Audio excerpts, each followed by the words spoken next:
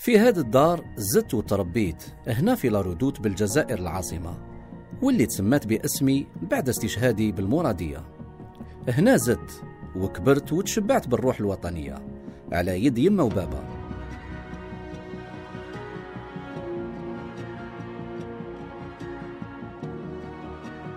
وخوتي اللي كبار عليا، واللي واحد فيهم استشهد في سبيل الوطن. ومن أسوار هذا السطح كنت نهرب كي جو جنود الاستعمار يحوسوا عليا.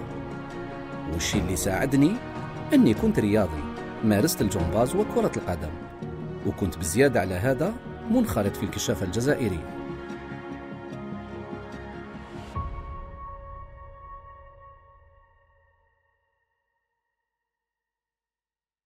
ديدوش مراد 1927-1955. ديدوش مراد أو الملقب بالسي عبد القادر، البطل المعجزة، أصغر القادة الستة التاريخيين من مقاومي الثورة الجزائرية المجيدة، المقاومون الذين قدموا النفس والنفيس من أجل دحر المستعمر والظفر باستقلال الوطن. ولد ديدوش مراد يوم 13 جويلية عام 1927 بالمرادية بالعاصمة، أين زاول دراسته وتفوق فيها حتى تحصل على شهادة التعليم المتوسط سنة 1942.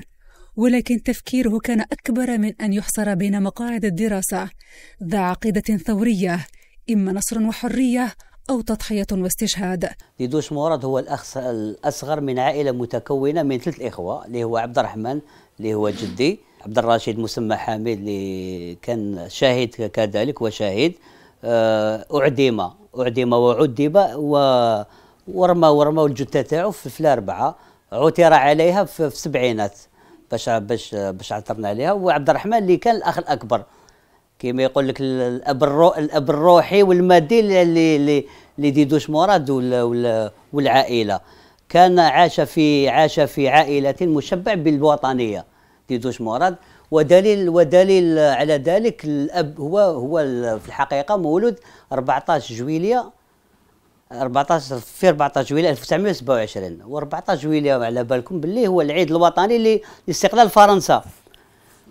وباباه بكري كان مشبع بالوطنية، قالك والله ميت ماركالو 14 جويي، ماركالو 13 جويي، ديكلاري اوفيسيالمون رسميا مسجل 13 جويلية 1927 في هذا البيت. نهضروا على ديدوش مراد. ديدوش مراد حفظ القرآن عند تحت، كانت مدرسة قرآنية، الزاوية قرآنية كانت تحتها، حفظ القرآن ديدوش مراد. نهضروا على ديدوش مراد كطالب علم ومتعلم، كان نال الشهادة الابتدائية والأهلية وقرا في ليسي تكنيك 1942 حتى وين دي بركة، حتى وين كي دي بركة الامريكان، كي دي بركة حوزوهم راح كمل في قسنطينة الدراسات ديالو. نهضروا على ديدوش مراد الرياضي، نحتو شباب على الرياضه. ديدوش مراد كريا فوج الرامه 1947 نديروش من الرياضي. نهضروا على ديدوش مراد الوطني الكشاف، اسس فوج الكشاف 1946. فبدأ نشاطه النضالي وبرزت شخصيته الفذة وميولاته السياسية عندما انخرط في الحركة الكشفية ليلتحق بعدها بحزب الشعب وحركة الانتصار للحريات الديمقراطية عام 1943، وعمره لم يتجاوز 17. أسس فوج الآمال للكشافة الإسلامية الجزائرية سنة 1946، وفرقة السريع الرياضي للجزائر في 1947، وعين مسؤولا عن حزب الشعب خلال سنوات 1948-1950. وقبلها كان قد شارك في تأطير مظاهرات الفاتح ماي 1945 بالعاصمة وهو ابن 16 ربيعا. وفي سنة 1948 انتدبه محمد بالوزداد لتأطير المنظمة السرية، وصارحه بالقول أن مهمته لم تعد في حيه، وأن التنظيم الجديد يحتاج إلى رجل ذكي وحيوي وشجاع مثله، وعينه قائدا جهويا مساعدا لبوضياف، وأشرف على مدينة قسنطينة وضواحيها. بعد اكتشاف المنظمة السرية من طرف السلطات الفرنسية التحق بجبال الأوراس وتدرب على السلاح.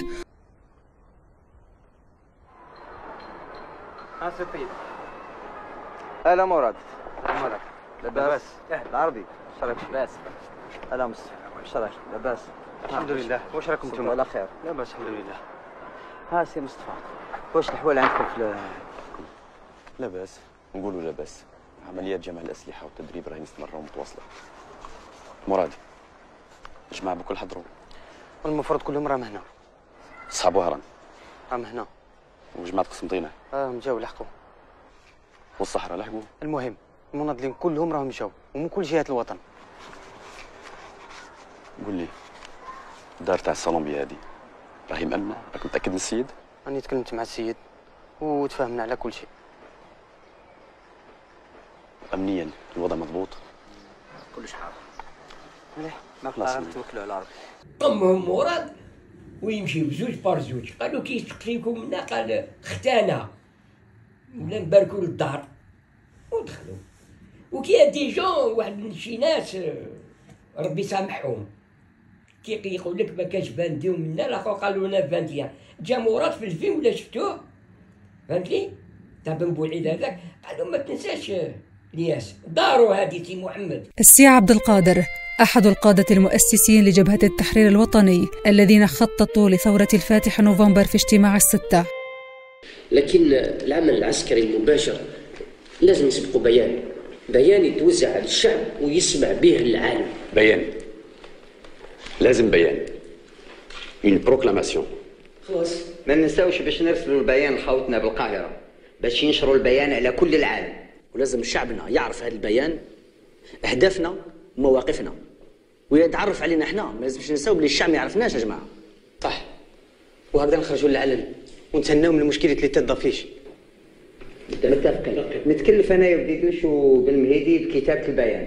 أظهر ورفقاؤه حنكة في مواجهة الظروف الصعبة التي واجهت الثورة في بدايتها، والتي كان من ملامحها سلسلة ملاحقات مدروسة للثوار، والتي كشفت إحداها موكب مراد ديدوش، وسقط شهيدا في 18 كانون الثاني 1955، وهو لم يبلغ بعد سن 28، ليكون أول قائد منطقة يستشهد بساحة الشرف بعد 78 يوما من انطلاق الثورة. ورغم وفاته المبكرة إلا أنه يعتبر رمزا للتضحية والشجاعة، ويحتفى بديدوش مراد في جزائرنا كأحد أبطالها الخالدين.